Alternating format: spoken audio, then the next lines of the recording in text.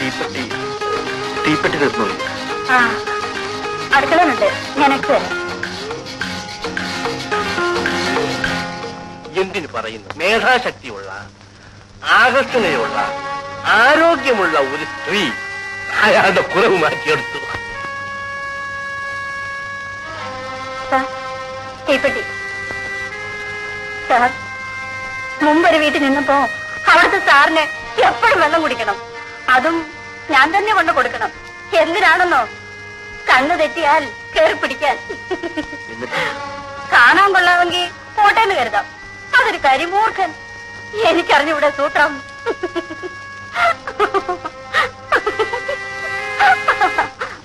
മോളെ, എന്താ ഇങ്ങനെ കിടക്കുന്നത്? മധു എന്നോരെന്ന് പറഞ്ഞാ പോയത്. ടൂറ് കഴിഞ്ഞ് വന്നാൽ ഉടനെ ഇവിടെ എത്തും. ഇങ്ങനെ ഒരാളെ കിട്ടിയത് നിന്റെ ഭാഗ്യം. അമ്മായി, എന്തായി മോനെ?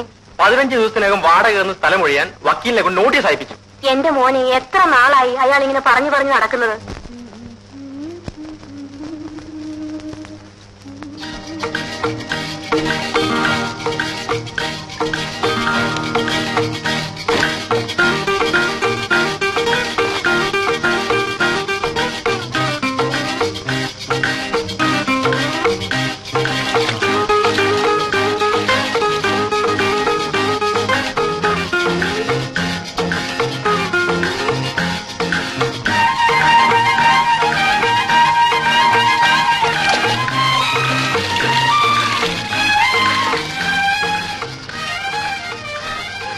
ഉണങ്ങിക്കഴിഞ്ഞാൽ എല്ലാം എടുത്ത് അകത്ത് വെച്ചിട്ട് ഊണ് കഴിച്ചിട്ട് വെക്കോ.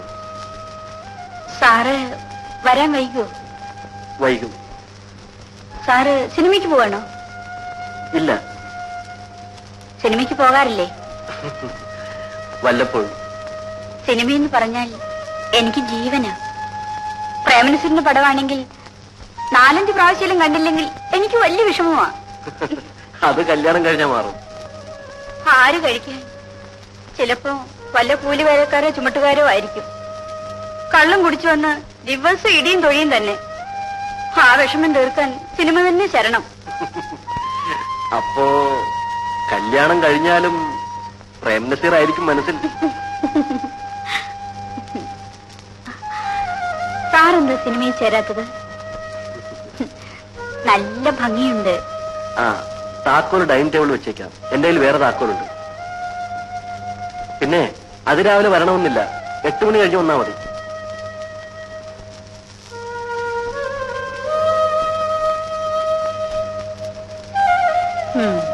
കുളിമുറിയിൽ കടന്നു വന്നോ? ഇല്ല. നല്ല ആവേശം കാണിക്കുന്നുണ്ടല്ലോ. ഉണ്ട്. ഇന്ന് രാത്രി അവിടെ കഴിയണം. മാക്സിമം ട്രൈ ചെയ്യണം. വീട്ടിൽ പൊയ്ക്കോളനെ പറഞ്ഞിരിക്കുന്നത്. സാരമില്ല, എന്തെങ്കിലും കള്ളം പറയണം. വീട്ടിലെത്തുമ്പോ രാത്രി ആകുമെന്നോ അങ്ങനെ വല്ലതും. ശരി.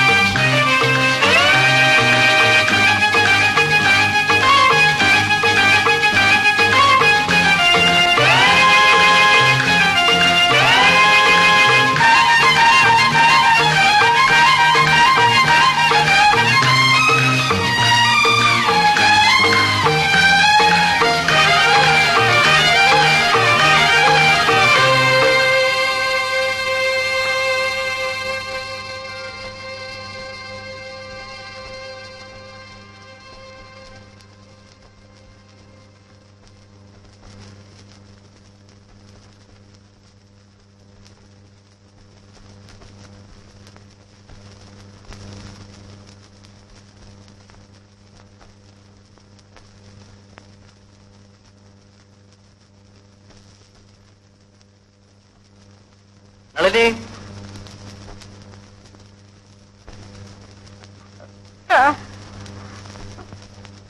നിന്നോട് വീട്ടിൽ പോകാൻ പറഞ്ഞിട്ടേ പോവാഞ്ഞത്? പടി ഇറങ്ങുമ്പോ വഴുതി വീണു, കാലുളുക്കി, നടക്കാൻ വയ്യ.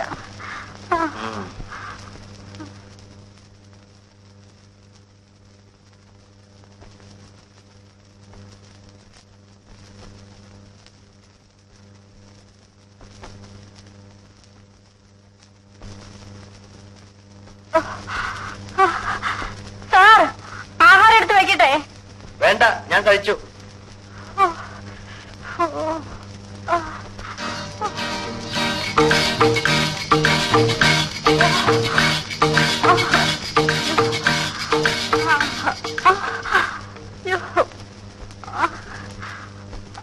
വേദന കൂടുതലുണ്ടോ?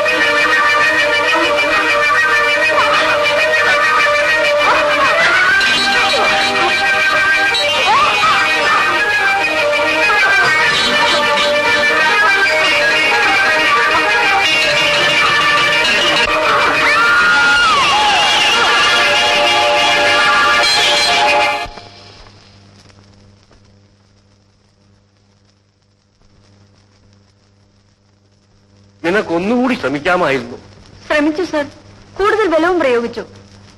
എന്നിട്ടെന്തുണ്ടായി? അയാൾ ആകെ പരവശനായി കണ്ടു, വല്ലാതെ കിതയ്ക്കുന്നുണ്ടായിരുന്നു. ആ സമയത്ത് നിനക്കവനെ കീഴ്പ്പെടുത്താമായിരുന്നു. എങ്ങനെയും രക്ഷപ്പെടാനായിരുന്നു അയാളുടെ ശ്രമം. കൂടുതൽ ബലം പ്രയോഗിച്ചപ്പോൾ ആ കണ്ണ് രണ്ടും പുറത്തേക്ക് തള്ളി വന്നു. അത് കണ്ടപ്പോൾ ഭയന്നുപോയി. എങ്കിലും ഞാൻ പിടിവിട്ടില്ല. അപ്പോഴേക്കും ഇത് സംഭവിച്ചു. അതിനുശേഷം മാസവിടെ പോയി? കട്ടിലിൽ കിടന്ന് ഇങ്ങനെ കൈകളിട്ട് അടിക്കുന്നു കണ്ടു.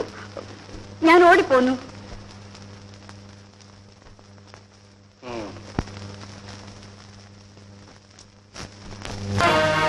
രോഗമുണ്ടെങ്കിൽ ചികിത്സിക്കണമെന്ന് മധു തന്നെ ഒരിക്കൽ പറഞ്ഞിട്ടുള്ളത് ഓർക്കുന്നില്ലേ?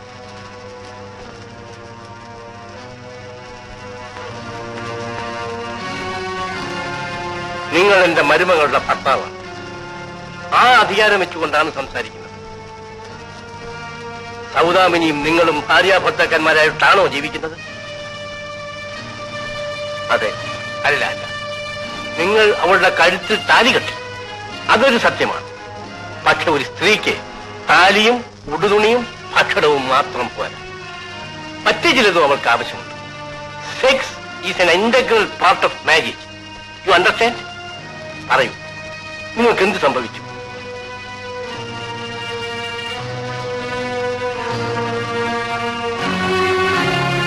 ഒരു പെൺകുട്ടിയുടെ ജീവിതം പാഴാക്കാൻ ഞാൻ സമ്മതിക്കില്ല.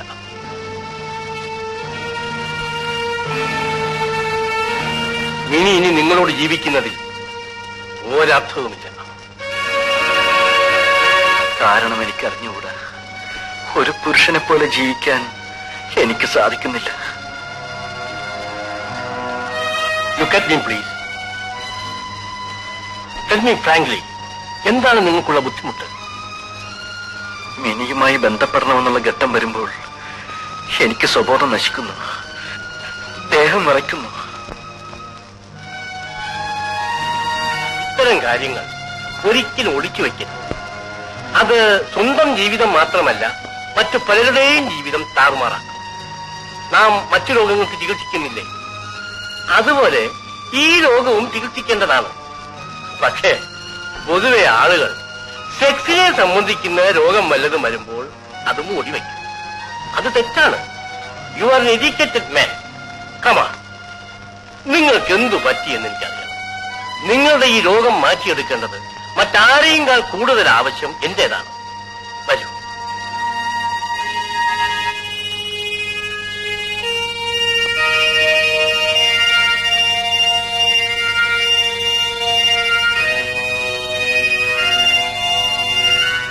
ഇരിക്കൂ.